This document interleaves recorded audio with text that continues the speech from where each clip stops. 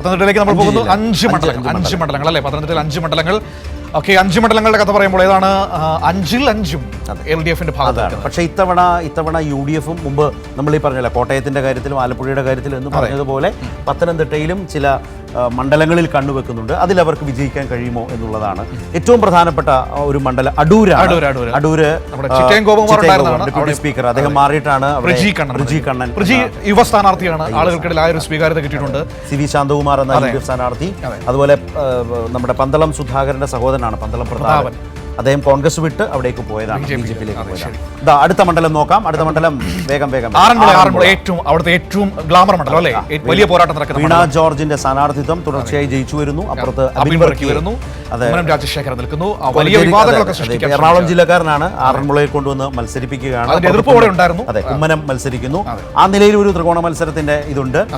അത് അടക്കമുള്ള സാഹചര്യങ്ങൾ എങ്ങനെ ബാധിക്കും UDFിനെ എന്നുള്ളത് എങ്കിൽ ഞാൻ പ്രതീക്ഷിക്കുന്നത്, ഞാൻ പോയതുകൊണ്ടാണ് LDF ജയിച്ചു കയറുന്നതാണ്. നിശ്ചയമായും മന്ത്രി എന്ന നിലയിലും MLA എന്ന നിലയിലും വീണ നന്നായി മണ്ഡലം. അത് മാത്രമല്ല, വളഞ്ഞിട്ട് ആക്രമിച്ച സാഹചര്യമുണ്ട്. അത് അവിടെ സ്ത്രീ വോട്ടർമാർക്കിടയിൽ ഈ 2 ഘടകങ്ങൾ വളരെ പ്രധാനപ്പെട്ടതാണ്. പക്ഷേ ഈ പറഞ്ഞ പോലെ UDF ആറന്മുള പിടിക്കും അല്ലെങ്കിൽ പിടിക്കാൻ കഴിയും എന്ന നിലയിലാണ് അവരുടെ കണക്കുകൂട്ടൽ. പക്ഷേ അപ്പോഴും ഇത്തവണയും വീണ ജോർജിനൊപ്പം തന്നെ ആറന്മുള മണ്ഡലം നിൽക്കുമെന്നാണ് പ്രതീക്ഷിക്കുന്നത്.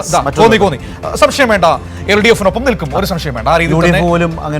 അവർക്ക് പോലും ക്ലെയിം എടുക്കുന്നത് വളരെ ജനകീയനാണ്, ജനീഷ് കുമാർ റാന്നി പ്രമോദ് വളരെ നല്ല നിലയിൽ ഈ ഭരണപക്ഷ MLA-മാരുടെ സ്വീകാര്യത എന്ന് പറഞ്ഞതിൽ ഇവരെല്ലാം ജനീഷ് ആകട്ടെ, പ്രമോദ് ആകട്ടെ, ഇപ്പോൾ വീണയാവട്ടെ, ഇവരെല്ലാം മണ്ഡലങ്ങളിൽ വലിയ തോതിൽ അവരുടെ പ്രവർത്തനങ്ങൾ. അത് മാത്രമല്ല, ഈ പഴകുളം മധു വന്നതിന്റെ പേരിൽ വലിയ വിവാദം കോൺഗ്രസിനകത്തുണ്ട് താനും.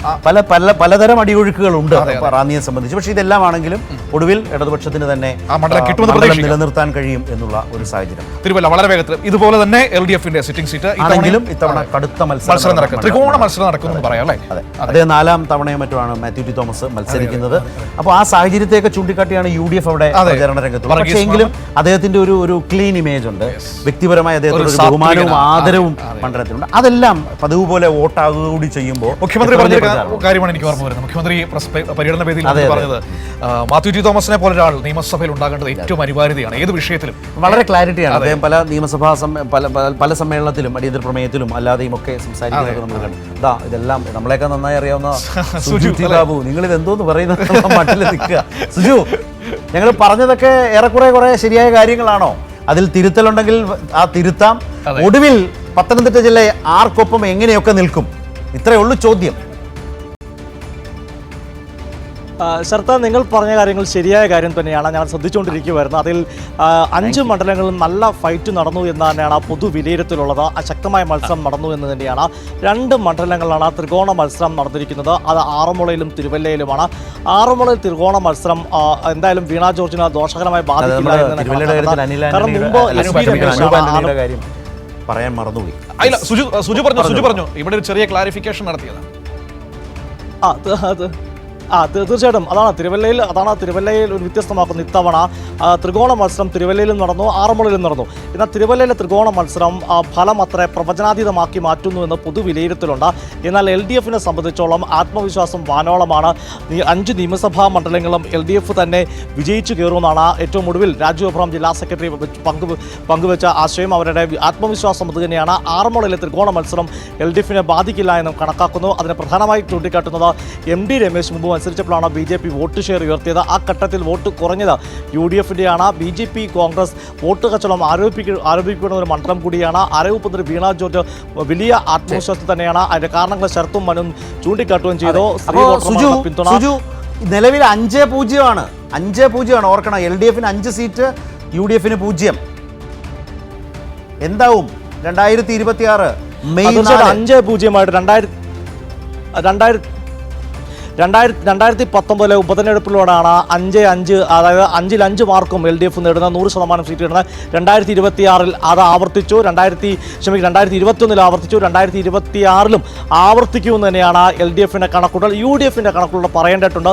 UDF പ്രതീക്ഷിക്കുന്ന കോന്നി ഒഴികെ മറ്റ് സീറ്റുകൾ വിജയിക്കുന്നതാണ് UDFിൻ്റെ വിശ്വാസം. പ്രതിപക്ഷ നേതാവ് VD സതീശൻ പറയുകയും ചെയ്തു, പത്തനംതിട്ടയിൽ തൂത്തുവാരുന്നു. എന്തായാലും അങ്ങനെ ഉണ്ടാകില്ലെന്ന LDF പ്രവർത്തകരുടെ ആത്മവിശ്വാസം. അതനുസരിച്ചാണ് കണക്കുകളും സൂചനകളൊക്കെ പുറത്തു വരുന്ന. LDFിനൊപ്പം ഇത്തവണയും ജില്ല നിൽക്കുന്നതാണ്.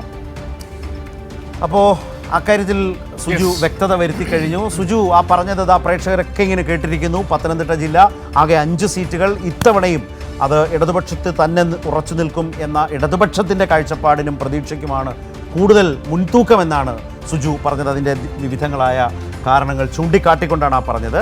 അല്ലാതെ കേവലം പറഞ്ഞു പോവുക ഒരു പാസിംഗ് സ്റ്റേറ്റ്മെൻ്റ് ആയിരുന്നില്ല. ത്രികോണ മത്സരം രണ്ടിടത്തുണ്ട്. ആ മികവും ആ സാധ്യത അവിടെ ഇടതുപക്ഷത്തിന് വരും. അത് ഇടതുപക്ഷത്തെ ബാധിക്കില്ല. അതുപോലെ മികവോടെ പോയ റാന്നിയും കോന്നിയും ഏതെങ്കിലും തരത്തിൽ ഇടതുപക്ഷത്തെ ആശങ്കപ്പെടുത്തുന്നില്ല.